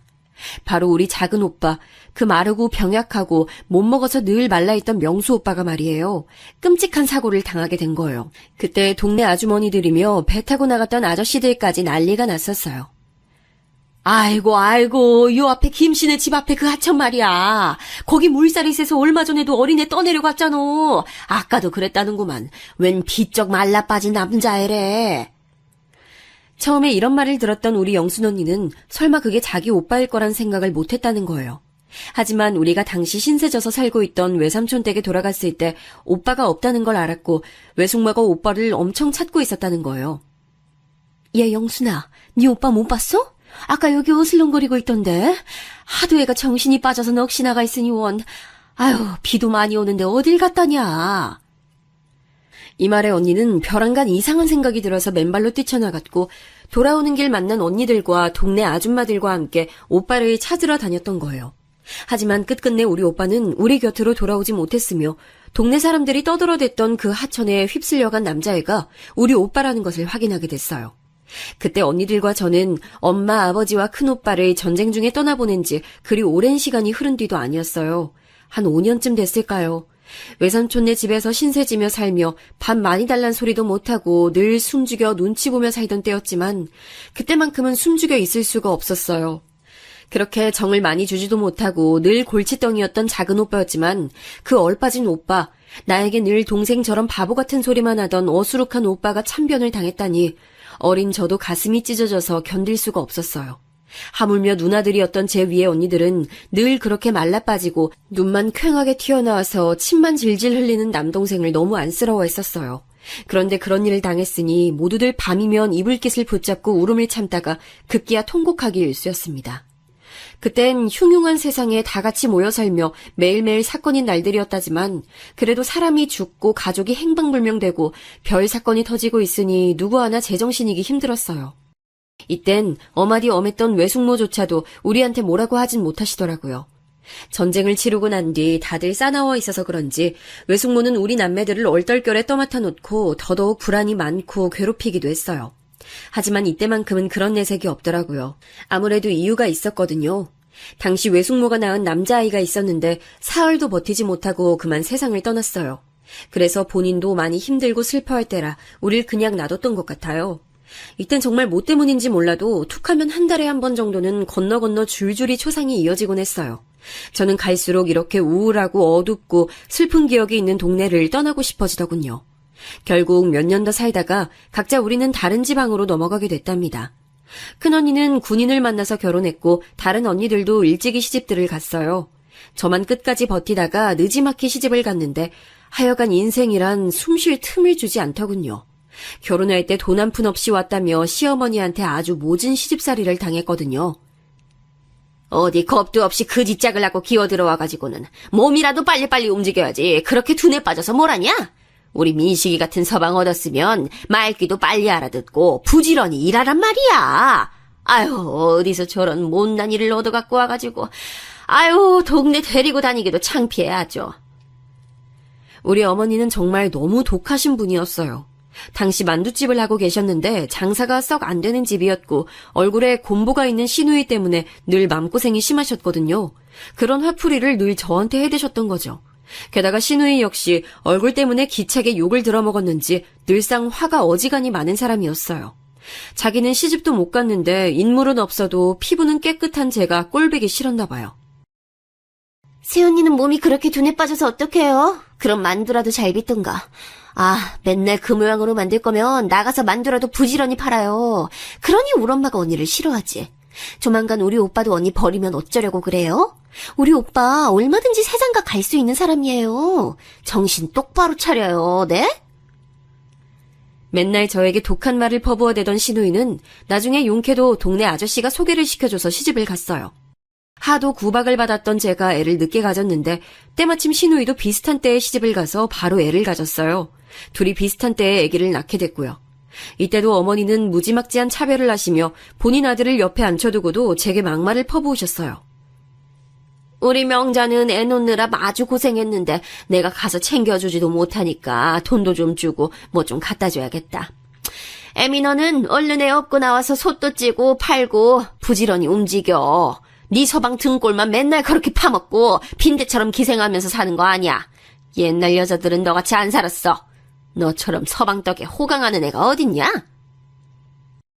이처럼 비슷한 시기에 애를 낳고 둘 다 얼굴이 뽀얘져서 팡팡 부어있는 산모들을 둘을 나누고 어머니는 본인 딸에게는 그렇게 좋은 거 갖다 먹이겠다고 애를 썼어요. 저는 늘 만두 부스럭이나 주워 먹게 놔두고 만두국 끓여 먹는 것도 낭비라면서 엄청 타박을 했습니다. 저도 사람인지라 이런 생활을 평생 할 엄두는 안 나더군요. 툭하면 손 찍어 매대고 막말을 해대던 남편이었지만 저도 무슨 정신이었는지 한번 큰 다짐을 하고 말을 꺼냈어요. 남편은 적잖이 놀라더니 의외로 그렇게 하겠다고 하더라고요. 나 어머니랑 맨날 이 좁은 가게 뒷방에서 같이 살고 있다 보니 정말 미칠 것 같아요. 이대로면 언제고 우리 애들 데리고 도망갈지도 몰라요. 당신이 잘 생각해봐요. 코딱지만한 집이라도 얻어서 따로 나가서 좀 삽시다. 네? 알겠어. 내가 어머니랑 한번 상의해 볼게. 아무래도 남편은 이때 자기도 저에게 미안해서 허락을 해줬을지도 모르겠어요. 제가 둘째 아들을 낳은 지 얼마 안 돼요. 남편이 다방아가씨랑 놀아났다는 사실을 저에게 걸렸었거든요. 우여곡절 끝에 코딱지만한 집으로 옮겨 살게 됐지만 그 뒤로 저는 애들을 업고 부지런히 식당 일도 했었고요. 애들 키우는 내내 없이 살게 하지 않으려고 손에 닿는 대로 일을 했어요. 솔직히 껍데기만 같이 살고 있는 남편이라곤 하지만 아내로서 도리는 다하려고 노력했답니다. 새벽같이 저도 애들 챙겨서 일하러 나가면서도 남편 아침밥과 도시락을 싸줬으니까요. 그렇게 알토란같이 모은 돈들을 가지고 우리 영순 언니가 알려준 정보대로 집을 조금씩 늘려가기 시작했어요. 우리가 살던 집에 세를 줘서는 그 작달만한 집을 나누고 또 나누고 나눠서 대체 몇 명이 살았는지도 모르겠어요. 그렇게 조금씩 돈을 받고 늘리고 하다 보니 지방이라 그렇게 돈이 많이 안 붙긴 했지만 재산이 점점 늘어나더군요. 아마도 전 당시에 상당히 돈에 한이 맺혔던 것 같아요. 물론 돈이 다 해결해 줄 거란 생각은 하지 않았지만 돈이 생기니 저를 무시하던 이들도 함부로 칼자루를 휘두르지 못하더군요. 대표적으로 가장 태도가 변한 건 신우이였어요. 저기 세훈이, 그렇게 돈이 많다면서요? 오빠 얘기 들어보니까 언니가 아주 알짜배기 땅부자라며. 에이, 그거 다 우리 오빠 돈으로 불리고 키운 거 아니에요? 우리 오빠 아니었으면 언니가 그렇게 돈 못 불렸지. 내가 이번에 우리 진수 호주 유학 보내려고 하는데 외숙모가 돼서 얼마 용돈 좀 보태줘봐요. 응? 아니, 제가 무슨 돈이 있다고 그래요, 아가씨? 네, 참. 아주 이런 시덥잖은 소리를 하고 있는 신우이가 너무 어이가 없었지만 사실 그쪽 조카 아이 자체는 매우 순하고 착했어요. 지 엄마가 얄미울 뿐 애는 잘못이 없고 착했기에 가는 길에 얼마 용돈을 쥐어주긴 했답니다. 하지만 제가 어느 정도 부를 좀 잃었다곤 하지만 여전히 자잘한 돈은 아껴 쓰고 규모 있게 살았어요. 솔직히 남편은 제가 이렇게 재산을 늘리고 모으기까지 도움이 된 건 전혀 없답니다. 신우이랑 싸우기 싫어 대꾸는 안 했지만 남편이 준 돈은 얼마 되지도 않았거든요.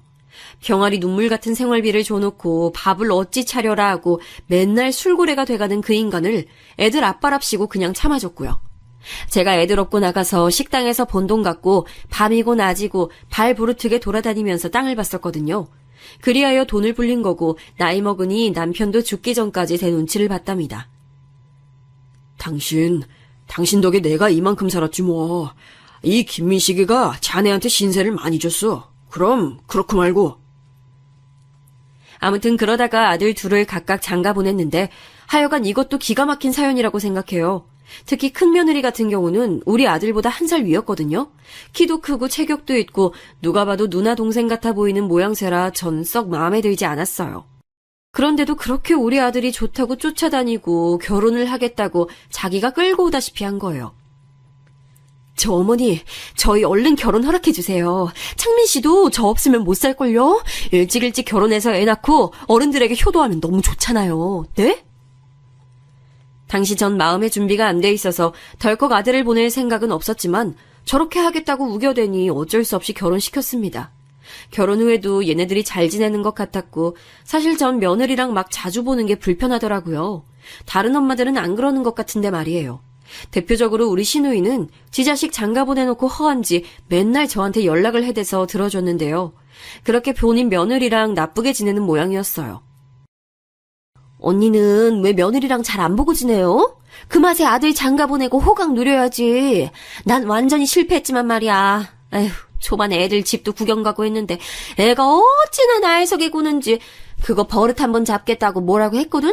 그랬더니 아주 눈이 뒤집어져가지고 대드는 거야. 아니, 처음에 그러는 줄 몰랐다니까. 근데 언니네 며느리는 결혼식 때 보니까 아주 참하게 생겼더만. 우리 며느리처럼 성질 더럽진 않을 것 같아. 신우이 얘기를 들어보니 나라도 저렇게 자주 드나드는 시어머니는 싫을 것 같더라고요. 그리고 딱히 우리 며느리라고 그렇게 순한 성격도 아니었어요. 간혹 제가 뭘 주겠다고 하면 단박에 거절을 하더라고요. 저도 아들 얼굴 한 번 더 보고 싶어서 그런 거긴 하지만 너무 야멸차게 자르는 거예요. 어머니, 저희 김치 사다 먹어서 괜찮아요. 그리고 창민 씨 요즘 너무 바빠서 집에도 늦게 오고요. 이 사람 보고 싶어서 그러시죠? 제가 내일쯤 한번 어머니 댁 들리라고 말해둘게요. 이렇게 툭 잘라먹고는 말을 더 못 붙이게 해버리니 좀 서운하더라고요. 약간 서운한 감정들이 쌓이려던 차에 아들은 또 그걸 골치 아파하길래 더 얘기도 못 꺼냈어요. 그런데 반년쯤 지났을까요? 저는 제 아주 가까운 주변에서 충격적인 얘기를 듣게 됐답니다.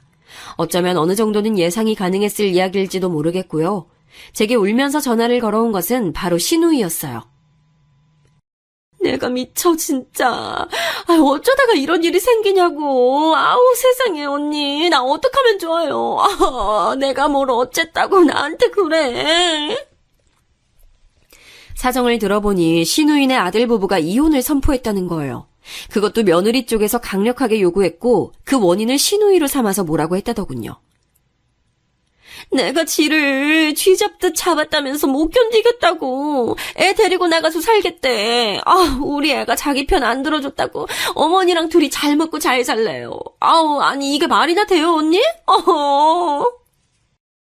신우이는 말도 제대로 이어가지 못하고 한탄을 했고 살고 싶은 의욕이 없다면서 계속 통곡하는 그 모습을 저는 멍하니 달래주기만 했어요. 요새 애들은 요새 며느리들이란 정말 참지 않고 할 말을 다 해버리는구나. 그리고 당당하게 이혼들도 하는구나 싶어서 어떤 면으로는 참 대단하다는 생각이 들었어요. 꼭 나쁘게만이 아니라 그냥 제 때에는 다 참고 살았었잖아요. 어디서 저런 용기가 났고 또 어디로 살구멍이 있길래 저런 결심을 했나 싶었죠. 한편으로는 약간 두려운 마음이 저에게도 스쳤어요. 왜냐면 저도 며느리랑 사이가 대면대면한 상태였었잖아요. 이후로 제가 좀 챙겨주면서 용돈도 주고 말도 신경 써서 했더니 돌아오는 며느리의 반응도 다른 거예요. 어머니, 저 요즘은 조금 어머니가 많이 편해진 것 같아요. 제가 엄마 정을 많이 못 받고 자라서 그런지 여자 어른들과 지내기 힘들었거든요. 그런데 요즘은 어머니랑 연락하고 얼굴 보는 게 너무 좋아요. 이런 말을 해주니까 노력도 안 해보고 며느리를 어려워했었구나 싶어 약간은 후회가 되고 이제라도 다행이란 생각이 들었어요. 하지만 문제는 이후에 둘째 며느리가 들어오게 되고서부터 터지게 됐으니 진짜 며느리 하나랑만 사는 사람이 부러워질 지경이더라고요. 자식도 늘어날수록 근심이 생기듯 며느리가 늘어나는 것도 마찬가지였어요. 둘째 며느리는 아주 늘씬하고 외모도 예쁘장한 미인 아가씨였어요. 우리 아들이랑도 아주 마음에 잘 맞았고 둘이 연애하면서 결혼하네 어쩌네 말이 계속 있었죠. 이쁘장한 아가씨인데 집 형편이 넉넉지 않아서 혼수 마련이나 여러 가지로 준비하는 데 시간이 좀 걸렸어요. 그래도 둘째가 좀 더 애교도 많고 무뚝뚝한 큰며느리보다는 대하기 쉽긴 했었답니다. 어머니, 저 엄마라고 불러도 돼요? 예전부터 시엄마랑 잘 지내는 친구들이 너무 부럽더라고요. 저도 그렇게 지내보고 싶었어요. 나이도 어리면서 애교도 많고 나름 귀여운 구석이 있는 둘째는 저랑 잘 지내는 편이었지만 문제는 지 형님인 큰며느리와의 관계였답니다. 저한테 전화를 걸어서 잘 지내기 힘들다면서 울어대는 거예요. 엄마, 우리 형님 정말 저를 너무 피곤하게 해요. 아니 이번 명절에도 글쎄 자기 전 부치게 꼭두 새벽부터 자기 집으로 오라는 거예요. 아니 그냥 엄마네서 모이면 되는데 왜 이렇게 일을 2번, 3번 하게 만드는 거예요? 저번에도 한번 일머리 없이 재료만 잔뜩 많이 사와가지고 그때 요리 시작도 못하고 채소 다듬기만 했잖아요. 저 진짜 형님이랑 안 맞아요. 엄마가 좀 뭐라고 야단 쳐주세요. 이 사이에서 정말 갈팡질팡 어쩌지도 못하고 명절날 오기 싫다고 난리를 쳐대니 뭐라 해야 할지 모르겠더라고요. 특히 큰며느리는 제가 직접 본 상황은 아닌데 엄청나게 화가 나서 절대 뜻을 굽히지 않겠다는 거예요. 저도 돈 여유 있는 거 아닌데 자꾸 동서가 이것저것 돈이 없어서 못 해온다는 둥, 지네는 지방 살아서 여유가 없다는 둥 계속 그러잖아요. 이건 완전 시비 거는 거나 마찬가지 아니에요? 게다가 저한테 뭐라고 하는 줄 아세요? 뭐가 그렇게 불만인가 했더니 이 말 듣고 저도 약간 기가 차긴 했답니다. 둘째를 그렇게 보진 않았는데 내심 속으로 자격지심이 있었나 보더군요. 저보고 형님은 어머니가 서울에 집해 주셔서 좋겠다면서 계속 비꼬는 거예요. 자기는 애 이제 막 낳고 지방에서 왔다 갔다 하느라 얼마나 힘든 줄 아냐고요. 아니 그게 제 잘못이에요, 어머니? 그러면서 애 데리고 먹을 거 싸갖고 오는 거 힘들다고 저보고 좀 다 하면 안 되냐는 거예요. 진짜 저보다 적당히 어린 것도 아니면서 아주 버릇이 없어요. 큰며느리는 씩씩거리면서 지 동서를 집에 들이기 싫다는 투로 말을 하더군요. 둘째에게도 연락해서 슬그머니 떠봤더니 당연히 서울에 지내는 집을 안 사줘서 불만이란 얘기를 하진 않았어요. 그런데 대책에 지 형님 욕을 하면서 죽어도 명절 때 안 올 거라고 하는데 진짜 속이 답답하더라고요. 아들들한테 연락해보니 다들 가운데서 죽겠다는 소리만 하고요. 도저히 안 되겠어서 그냥 다들 싹 다 불러드렸어요. 아주 입들이 툭 튀어나와서는 씩씩거리면서 왔더라고요.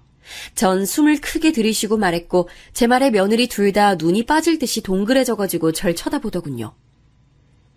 니들 사정 잘 알았다. 이러니 저러니 해도 내가 옛날 얘기를 해야겠어.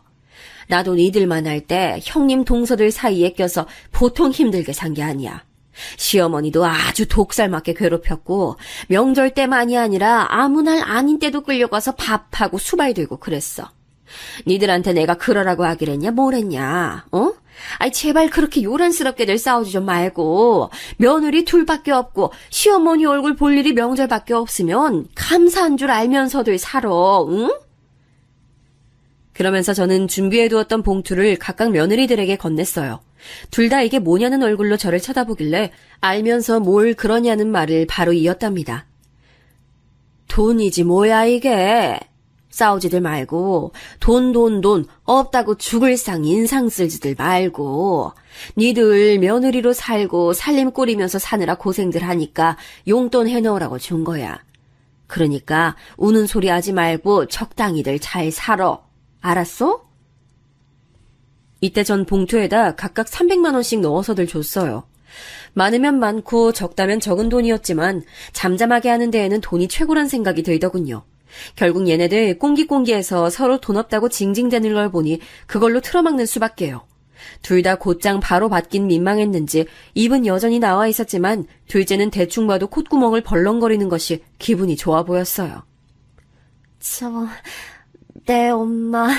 감사히 잘 쓸게요. 그런 것 때문에 그런 건 아닌데. 감사합니다. 큰며느리도 나중에 저한테 고맙다고 문자를 보내왔더라고요. 장문으로 쭉쭉 보내왔길래 그런가 보다 하고 말았어요. 하지만 다음날 저녁쯤 저는 아주 황당한 내용의 문자를 한 통 받아보게 됐답니다. 그 문자를 읽고 뒤통수가 뜨거워지다 못해 익을 만큼 달아올라서 내가 뭘 본 건가 싶었어요. 그리고 제가 읽고 있는 사이에 급작스럽게 그 메시지는 알아서 삭제돼 버리더군요. 누군가 읽었다는 걸 알고 그리고 잘못 보냈다는 것을 알고 저렇게 지워버린 거예요. 대체 어머니 세대 때 얘기를 우리한테 하면 어쩌라는 거야? 뭐 그럼 그때처럼 가 쓰고 말 타고 다니던지. 하여간 너무 꼰대 같아 어머니는. 이렇게 적혀있던 메시지였고 대체 누구한테 보내려고 했던 건지 모르겠지만 큰며느리는 단톡방에 이 메시지를 올렸다가 곧장 지워버렸어요. 제가 읽었을 거라고 상상을 못하는 건지 아니면 그렇게 생각하고 싶지 않은 건지 몰라도 아무튼 조용하더군요. 전 너무 아연실색해서 애들 장가 보내고 하던 즈음 세상을 떠나버린 남편 생각까지 나는 게 아니겠어요. 살면서 늘 징글징글하게 느껴지던 인간이었고 세상을 떠나던 순간에도 떠나고 나서도 딱히 그 인간 생각이 나본 적이 없었어요. 그런데 순간적으로 왠지 너무 마음이 허하고 외로워지는 거예요. 아들들은 장가 보냈고 며느리 쪽 사람들이 됐고 그리고 그쪽 사람들도 잘 살아야 서로 편한 건데 그럼 나의 이 허한 속은 누가 달래주나 참 외롭더군요. 이때 참 라디오도 많이 듣고 사람 목소리가 나오는 뭔가가 듣고 싶어서 유튜브 영상도 많이 찾아 들었답니다. 유명한 강사님들 강의도 듣고 많이 울면서 속을 달랬어요. 그런 것들을 추천해준 건 제가 자주 가는 단골 미용실 원장 아줌마였어요. 아이고, 나는 무자식이 상팔자라고 생각해. 일찍이 우리 애 아빠랑 이혼하고 애들도 다 시집 장가 보내놓고 연락 딱 끊었어. 내가 원래 아들, 딸이랑 사이가 별로 안 좋아. 어릴 적에 내가 잠깐 걔네 놔두고 나갔었거든. 커서도 연락해서 얼굴도 보고 내가 용돈도 주고 결혼식도 가고 했는데 그렇게 한이 많은가 봐. 아유, 그냥 다 신경 끊고 살기로 했어. 언니도 자식들 너무 의지하지 마요. 유튜브나 봐. 요즘 좋은 거 많더라고. 이분의 의견에 다 동의하는 건 아니지만 확실히 저한테 좋은 걸 알려주긴 했어요. 그나마 나이 먹고 마음 터놓기도 힘들고 왜 그렇게 제 세대들이 유튜브를 많이 찾고 듣는지 알겠더라고요. 아무튼 허한 마음을 갖고 한동안 며느리 둘과도 거리를 두며 지냈었는데요. 그러던 어느 날 갑자기 둘째 며느리한테 연락이 온 거예요. 밖에서 식사 좀 하자며 아가도 저를 보고 싶어 한다면서 나온다더군요. 엄마, 간만에 저 엄마네 갈 테니까 같이 밥 먹어요, 우리. 제가 운전해서 가려고 해요. 그래도 뭔가 이런 마음을 알아주는 대상이 있는 것 같아서 마침 시기도 아주 잘 맞게 연락이 왔던지라 너무 고맙더군요. 하지만 그렇게 저를 찾아온 둘째는 우리 아들도 저에게 직접 꺼낸 적이 없는 얘기를 선뜻 하면서 저를 놀래켰어요. 엄마, 우리 이제 용진이도 어린이집 다니기 시작하는데 슬슬 이사도 가고 해야 할 것 같아요. 그래서 말인데 저희 조금만 돈 보태주시면 안 될까요? 오빠는 그런 얘기 엄마한테 못하겠다고 자꾸 말려서요. 그런데 진짜 제 주변 엄마들 다 서울로 나가더라고요. 이제 집값 너무 올라서 이번 같은 타이밍 아니면 다신 서울로 못 나간대요. 마지막 타이밍이란 말이 있더라고요. 엄마가 조금만 도와주시면 안 돼요? 네? 이 무렵 아들들 각자 직장이나 사업 사정이 좋진 않아서 영 살림이 시원찮긴 했어요. 제가 어느 정도 재산이 있다곤 하지만 무턱대고 그때마다 경제적으로 채워주고 싶진 않더라고요. 그런데 선뜻 둘째가 와서 이런 얘기를 꺼내니 좀 당황스럽더라고요. 전 곧장 거절을 했답니다. 당연히 둘째 반응은 좋지 않았어요. 그렇게 이사를 가야 할 정도로 갈급하면 애를 맡겨두고 일을 해서 돈을 모으던가 했어야지. 아이, 준비된 때에 결혼하라고 해도 니들이 그 시기에 했잖아. 얼마 전에 네 살림 보태주라고 준 돈도 적은 돈 아니야. 다들 그렇게 사는 거지. 남들이랑 형편을 어떻게 다 맞춰가면서 사니. 이 말에 둘째는 바로 시무룩한 표정이 되더니 계속 꿍얼꿍얼 불만을 얘기했지만 더더욱 들어주기 싫더라고요. 그래서 전 더 허해진 마음을 안고 그냥 일어나서 자리를 피했습니다. 집에 와서도 어찌나 속상하고 서글프던지 이런 일이 아니면 얘가 굳이 여기까지 올 일도 없구나 싶어 허무하더군요.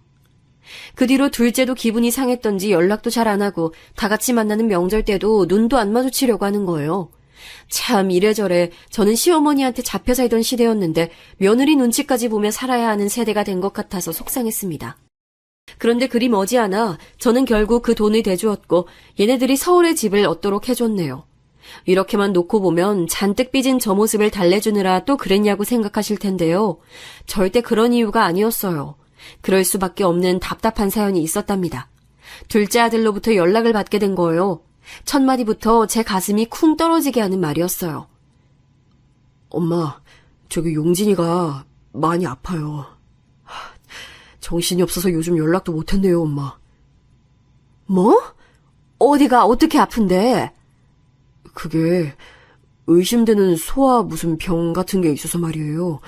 이 동네 병원들은 다 시원스럽지 않더라고요. 서울에 있는 큰 병원에 가라고만 하고 요 몇 주간은 용진이 엄마가 운전해서 서울까지 왔다 갔다 했는데 저도 계속 야근하느라 챙기질 못했어요. 용진이 엄마도 저한테 불만 장난 아니고 아파서 축 늘어져 있는 용진이 보니 저도 마음이 안 좋아요. 저도 이제 자식 생겨보니 엄마 마음이 이해가 되네요. 여기까지 들어놓고서 안 그래도 마음이 썩 시원치 않았던 저는 큰 결심을 한 거예요. 돈이 없다면 모를까 보태줄 여력이 되긴 했었는데 어디까지나 쉽게 돈을 쥐어주고 싶지 않았거든요. 그런데 사정이 이렇게 됐다는데 어떻게 주지 않을 수 있겠어요.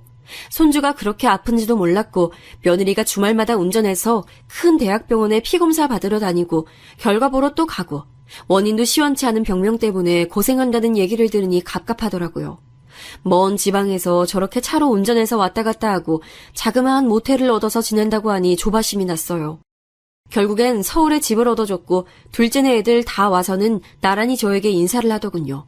일단 둘째 며느리는 마냥 그렇게 울기만 하면서 저한테 고맙다고 하는 거예요. 엄마, 너무 감사해요. 정말 엄마가 이렇게 도와주시지 않았으면 용진이 데리고 매번 왔다 갔다 할 뻔했어요. 정말 감사해요, 엄마. 그래, 난 그런 일이 있었는지도 몰랐어. 알았으면 진즉 나섰을 거야. 네가 정말 고생이 많다. 이런 모습을 보니 저도 그간 내심 서운해했던 응어리가 풀려나가기도 하고 이렇게 될 거 진즉 해줄 걸 그랬단 생각이 들더군요. 그리 대단하게 넓고 좋은 곳도 아니고 24평 정도 되는 작은 아파트를 얻어줬거든요. 그렇게 다니는 중에 손주도 정확히 검사를 거치면서 특별한 병은 아니고 그저 열치레를 했다는 것만 알게 됐고요. 이때 완전히 안심을 하게 되면서 이제 정말 우리 가족들이 행복하게 사는 날만 남았다 싶었어요. 그래서 다 같이 둘째네 집에 모여서 한번 식사도 했는데 한 가지 걸리는 것은 이때 큰며느리의 반응이 약간은 시큰둥해 보였다는 거예요. 사실 이러저러한 사정에 있어서 둘째네 집을 서울로 얻어준 건데 그냥 제 느낌인지 모르겠지만 좀 서운해 보이더군요. 어머, 용진이 일이 있어서 집을 얻어주셨던 거예요? 그렇구나. 아니 저는 저번에 이 사람이 사업 확장한다고 얘기했을 때 아니에요, 어머니. 별 얘기 아니에요. 이 부분이 저로서는 조금 걸리는 게 큰아들이 부업으로 뭔가를 해보고 싶다고 제게 말한 적이 있었어요. 그때 큰며느리까지 집에 찾아와서는 부부끼리 같이 해보려고 하는데 자금이 부족하다 했었거든요. 그때 저는 너들끼리 알아서 해결하라고 거절했었고 얘네들도 그럭저럭 수긍을 했었답니다. 그 뒤에 이렇게 된 배경을 보고 내심 그때 생각을 하고 있었나 봐요. 아무튼 서운하게 생각해도 별 수 없고 다 사정에 따라 인생이 이렇게 흘러간다고 여기기로 했어요. 하지만 인생은 여전히 저에게 녹록지 않았으니 도통 이제 괜찮다, 쉬어가도 된다며 안심을 시켜주질 않더라고요. 왜냐면 얼마 안 가 저를 좌절하게 만드는 사건이 또 터져버렸기 때문이에요. 평소에 음식 솜씨가 막 좋은 건 아니지만 제 김치는 아들들이 꽤 좋아하는 편이었거든요. 서울 사는 며느리들 불러서 할 생각은 당연히 없었고 그다지 많지 않은 부피로 김장을 하고 있었어요. 그런데 이것저것 들고 옮기며 하다가 허리를 아주 크게 다치게 된 거예요. 이때 급한 대로 근처 사는 아줌마며 미용실 아줌마며 닿는 대로 다 연락을 해서 응급실을 갔어요. 하지만 여간 엉망이 된 게 아니었나 보더라고요. 지루한 시간들을 지나 결국 수술을 해야 한다는 결론에 이르렀고 이 지역은 안 되고 서울에 있는 병원으로 가게 됐어요. 당시 미용실 아줌마나 제 주변 아줌마들은 입을 모아 다 하나같이 저렇게 말했고 저도 이견은 없었답니다. 그런데 상황은 전혀 그렇게 가주지 않더라고요. 언닌 뭐 걱정할 게 있어? 노년에 돈도 있겠다. 아들들이 있고 며느리들이 있고 다들 그 좋은 서울집에 살고 있겠다. 아이 거기서 떵떵거리면서 병원에서 요양하면 되는 거 아니야. 아우 부러워. 우리 애들은 내가 전화하면 받지도 않고 그렇게 돌려버리더라고. 아우 자식 농사를 언니처럼 지어야 했어. 그래야 늙어서도 큰 소리 땅땅 치고 살지. 그런 말을 들으면서 내심 그렇게까지는 아니라고 생각했지만 아들들이 저를 데리러 왔을 때 흐뭇한 마음도 있었어요. 며느리들이야 살림하고 애 챙기느라 못 오긴 했었지만 당연히 서울 쪽으로 올라가면 저를 신경 써줄 거라고 생각했답니다. 그런데 제가 있는 곳으로 면회를 온 며느리 둘은 평소 제가 그들에게 각각 따로 갖고 있었던 서운함을 다 잊어버릴 정도로 황당한 장면을 제게 보이더군요. 서운함이 다 가시게 해줄 정도로 정넘치는 모습을 보여준 게 아니라 이 모습을 제가 살던 동네 친한 미용실 아줌마들이 못 본 게 다행일 정도로 너무나 수치스러웠어요. 어쩜 이렇게 하나같이들 저한테 이럴 수가 있나요? 저의 거초나 간병을 두고 나온 화제를 듣자마자 둘 표정이 싹 변하더군요. 그러면서는 말 많은 둘째가 먼저 소리를 내는 거예요. 형님이 간명하세요. 아직 애기 없으시잖아요. 저 용진이 아직 여기저기 아픈 데 많고 신경 써줄 데 많아서 안 돼요. 형님이 어머니 봐주세요. 그러자 큰며느리는 도끼 눈을 뜨면서 바로 둘째를 노려보는 거예요. 동서, 지금 말장난해? 언제는 엄마 거리면서 서울집 받아낼 땐 언제고 무슨 이제 내외하듯이 어머니 소리하는 거야. 나보고 모시라고? 자기 진짜 웃기다. 내가 애 낳기 싫어서 안 낳았어? 어쩜 그렇게 말을 버르장머리 없이 해? 노인네 모시려고 하니까 아주 눈 뒤집어져서 되는 게 없어? 애 있는 게 벼슬이야? 저는 이때 생각지도 못한 반응이 쏟아져 나오는 것을 보고 기함할 수밖에 없었어요. 그렇지 않나요? 순간적으로 머릿속에 마치 사진을 찍어둔 양 제가 우리 동네 아줌마들한테 자식들 얘기를 했던 장면들이 휙휙 지나가더라고요. 대놓고 자랑은 아니지만 그래도 은근히 자랑으로 여기며 그런 마음을 적당히 숨겨가며 아들 며느리 자랑을 했던 모습들이 떠올라 더 얼굴이 뜨거워지고 심장은 쿵쿵 뛰고 수치스러움이 밀려오기 시작했어요. 형님이야말로 말장난하시냐고요. 저 용진이 돌보고 챙기고 얼마나 아침에 눈 뜨자마자 바쁘게 사는지 모르시잖아요. 애 따라다니면서 종일 아주 죽겠는 사람한테 어떻게 어머니 간병하러 왔다 갔다 하라는 거예요. 그리고 형님이 장남 며느리시면 형님이 책임지셔야죠. 이렇게 쏟아내는 둘째 며느리 반응에 큰 며느리는 팔을 걷어붙이며 아주 뛰어들 기세로 반박하더군요. 나는 놀아? 난 노냐고.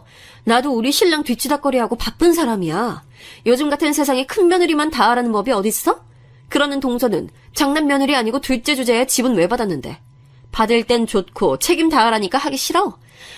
보자 하니까 진짜 보통 주접이 아니네 동서? 이 말도 안 되는 기싸움 사이에 저는 멍청하게 껴있었어요. 당연히 둘 중 하나가 아니면 서로 교대로라도 저를 간병해주거나 지들 집으로 모시고 갈 거라고 생각했었는데 말이에요.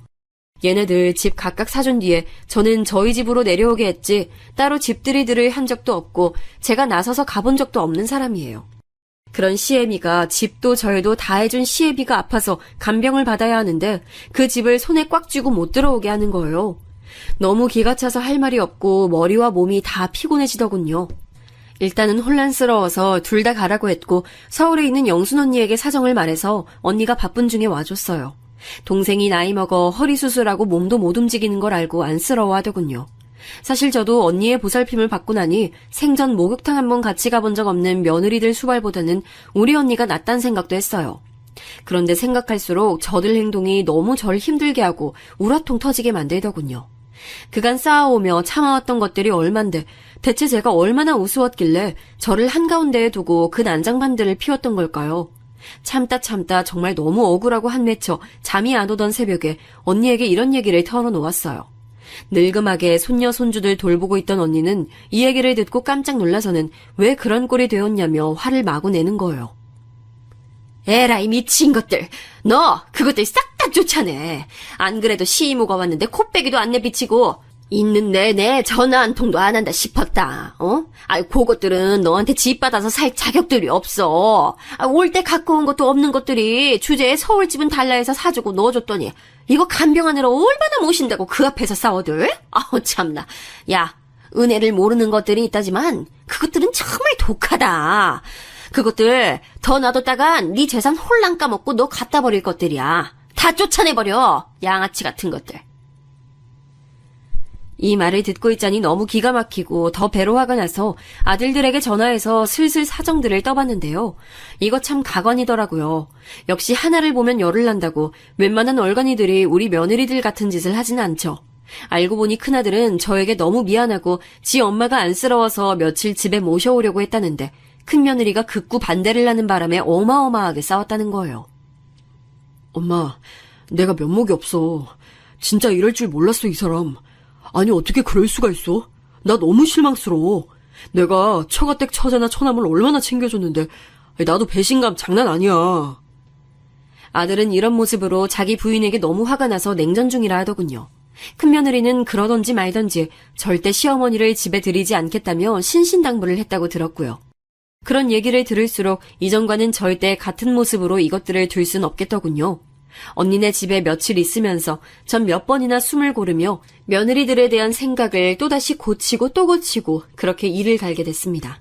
와중에 둘째 아들에게 전화를 걸었더니 이 녀석은 아예 다른 문제로 고민을 하고 있던 중이었더군요. 다른 것도 아니고 지 마누라 때문에 말이에요.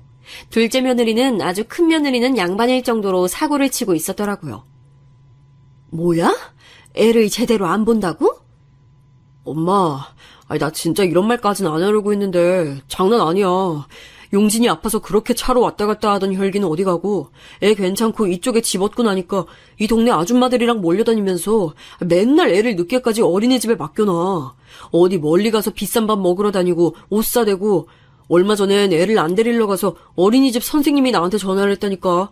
나 그때 일하고 있었어. 애 엄마가 안 왔다면서 7시가 넘었는데도 안 오신다고 용진이가 울고불고 난리 났다는 거야. 나보고 무슨 자기 쇼핑몰에 와 있다고 대신 데리러 가달래. 미친 거 아니야 얘? 전 완전히 인내심의 줄이 또 끊어져 버려서 더는 정신을 차릴 수 없게 됐습니다. 일단 허리가 조금 가라앉은 것 같아서 그대로 둘째네 집으로 이동했어요. 역시 가보니까 며느리는 집을 비우고 밖으로 싸돌아다니고 있어서 그런지 집이 아주 개판인 거예요. 빨래통은 쓰러질 듯 꽉 차서 악취가 풍기고 있고 냉장고는 썩은 음식 천지에 집도 구석구석 모래사장처럼 먼지가 쌓여서는 그 집에서 산 지 무슨 10년은 된 양 지저분하더라고요. 그대로 아무것도 건들지 않고 큰 며느리도 둘째 며느리도 싹 다 호출했어요. 퉁퉁거리면서 왜 부르시냐고 설마 자기 모시라고 할까봐 인상을 잔뜩 쓰고 나타난 그것들에게 저는 다짜고짜 통보부터 했고요. 이것들 얼굴이 냉동된 오징어처럼 시퍼렇게 변하는 꼴도 마주했습니다. 니네들 이혼해라. 다들 집에서 나가. 더 얘기할 것도 없고 바꾸고 뭐 할 것도 없어. 무슨 말인지 알지? 가진 거 없이 왔으니까 빈몸들로 나가. 제 말에 인상만 잔뜩 쓰고 서로들도 안 쳐다보던 며느리들은 눈이 크게 뜨여서는 아주 어언이 벙벙해 보이더라고요. 차마 뭐라고 말을 못 대고 있길래 이어서 말했어요. 내가 니들한테 뭐 그리 많은 걸 바랬냐. 아파 죽겠어서 서울에 다니러 왔고 그거 좀 봐주고 니들 집에 한 며칠 있다 간다는 걸 그렇게 귀신 보듯 즐거버려 돼? 니들 필요할 땐 헤헤 어머니거리면서 니들이 수고할 생각하니까 그렇게 싫어서 죽일 듯이 싸워대? 나도 니들 싫어. 니들을 가족이라고 생각해서 집도 모두 내줬더니 돌아오는 게 이 꼴이면 차라리 이참에 찢어지는 게 나아. 잔말 말고 짐 싸서들 나가 얼른. 제 말에 둘째는 그 큰 눈에 눈물이 그렁그렁 맺혀서는 아니라고 제 발을 붙잡지 뭐예요. 아주 가증스럽게 말이에요. 엄마 왜 그러세요? 이혼이라뇨. 화나신 건 알겠는데. 아니, 제가 잘못했어요. 그렇다고 이혼이란 말을 하시면 어떡해요. 우리 용진이는 어떡하고요. 전 이 모습이 너무 역겨워서 곧장 말을 이었어요. 이 부분까진 말을 안 하려고 했는데 듣고서 옆에 있던 큰며느리도 기겁하더군요. 용진이? 네가 용진이 이름 올릴 자격이냐 있냐? 애 내팽겨쳐놓고 물통이며 도시락도 안 시켜서 곰팡이 쓸었다며. 어린이집 선생님이 애 걱정을 할 정도라며. 그리고 헬스인지 뭔지 다니면서 거기 젊은 놈이랑도 어울려 다닌다면서. 넌 지금 나한테 한 대 안 얻어맞은 걸 다행인 줄 알아. 안 그래도 이 얘기를 아들이 전할 때 조용히 마음속으로 이혼 생각을 몇 번 했다가 참았다고 했었거든요. 저를 생각해서 참았다는데 전 그럴 이유가 없다고 생각됐어요. 좋은 말 할 때 썩 꺼져. 너랑 엮인 짐만 고스란히 들고 나가. 다른 거 건드리면 가만 안 놔둬. 둘째 며느리는 제가 여기까지 말하니 아주 어깨를 바들바들 떨면서 어쩔 줄 모르더라고요. 엄마. 내가 왜 네 엄마야? 시끄러! 그리고 전 곧장 눈을 돌려 큰며느리에게도 호통을 쳤어요. 넌 뭐 아닌 줄 알아? 너도 당장 집 가서 짐 싸서 나가. 긴 말 더 듣기 싫어. 일찍 며느리로 들여서 눈치라도 있는 줄 알았더니 뒤에서 내 욕이나 하고 다니고 너도 다를 거 없어. 네 친정이건 어디로건 다 썩 꺼져. 제가 이렇게 난리를 치는 동안 같이 자리 잡고 앉아있던 큰아들과 둘째 아들도 어느 정도 마음의 결심을 한 듯 하더군요. 큰아들은 여러모로 실망했었는데 계기가 필요했던 것 같고 둘째 아들은 이미 자기 입으로 저에게 먼저 이혼 얘기를 꺼냈었어요. 전 그걸 정리한 것뿐이고요. 솔직히 아들 둘 다 이혼시켜서 제게 좋을 게 뭐가 있나요? 하지만 이런 며느리들은 없는 것만 못해요. 평생 살면서 우리 아들들한테 부정적인 에너지밖에 주지 못한다고요.